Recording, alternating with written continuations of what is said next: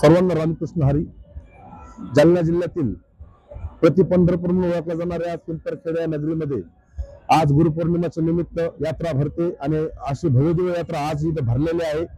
या यात्रेचं खरं कारण या पिंपरखेडची एक आख्यायिका आहे की ज्या वेळेला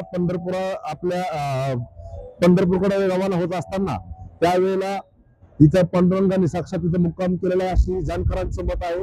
या मतानुसार या पिंपरखेड नगरीमध्ये एक असं भव्य दिव्य मंदिर आणि पांडुरंग आणि विठ्ठलाचं स्वतंत्र मंदिर अशी रचना जशी पंढरपूरच्या त्या रचनेप्रमाणे इथं असल्यामुळं संपूर्ण महाराष्ट्रातून या गावी आज यात्रेनिमित्त लोक दर्शनासाठी येत असतात आणि अशा पावन झालेल्या या भूमीमध्ये दर्शनासाठी नतमस्तक होण्यासाठी येणाऱ्या सर्व भाविक भक्तांचं आम्ही आज स्वागत करतो. या पिंपरखेड नगरीमध्ये अनेक इतिहास आहे.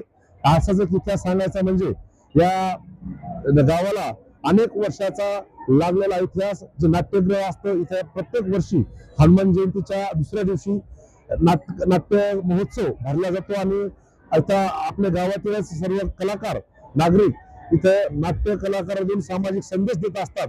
असा महोत्सव आगळा वेगळा जे महाराष्ट्रामध्ये कुठे होत नाही असा आगळा वेगळा महोत्सव या पिंपरखेड नगरीमध्ये होत असतो. संपूर्ण जिल्ह्यात संपूर्ण महाराष्ट्रामध्ये या गावाची वेगळीच ख्याती होत चाललेली आहे. याचं कारण म्हणजे या गावात होणारे प्रत्येक महोत्सव असो सण असो आणि सामाजिक सलोखा असो हा अत्यंत आगळा वेगळा आणि संपूर्ण समाज अत्यंत आनंदाने गोविंदाने इथं राहत असतात. त्या कारणाने या गावाची वेगळी ओळख म्हणून सगळ्या पंचक्रोशीत नाव आहे. पुन्हा सर्वांना आपण जिथून कुठून हा व्हिडिओ बघत असाल असं सगळ्यांना विनंती करतो की आपण लगेच तुमच्याकडे जे काय वाहन असेल ते वाहन घेऊन या यात्रेमध्ये या आणि या यात्रेचा आनंद घ्या आणि या पांडुरंगाचे चरण दर्शन घेऊन आपण सुद्धा अतिशय नतमस्तक होऊन आज आपला मनोभावी सेवा करण्यासाठी या पिंपरखेड नगरमध्ये या. दुसरं महत्वाचं वैशिष्ट्य या यात्रेमध्ये तुम्ही बघता खूप मोठमोठाले पावळे येत असतात. बघा किती असली ही पब्लिक आणि हे लोकजन समुदाय या दिवसाचा आनंद घेते. लहान चिमुकल्यापासून तर ज्येष्ठांपर्यंत हा माणसं येऊन आनंद या कारणाने घेतात की आपल्या आयुष्यामध्ये असलेला ताणतणाव हा नेहमीचाच आहे परंतु आजचा हा दिवस आनंदाचा आहे.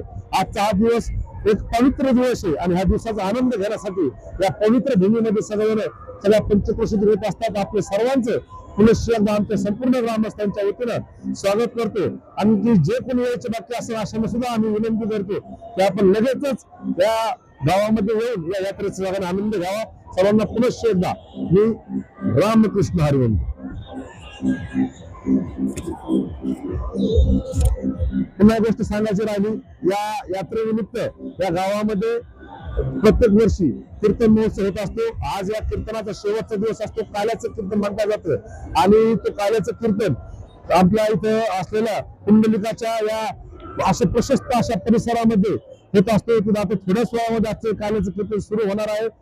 या काल्याचं कीर्तन सुद्धा झाल्याच्या नंतर लगेचच तिथून एक दिंडी येते आणि या पांडुरंगाच्या सभागृहामध्ये सर्व भाविक भक्त सर्व वारकरी मंडळी भजनी मंडळी इथे येऊन फुगडी खेळतात.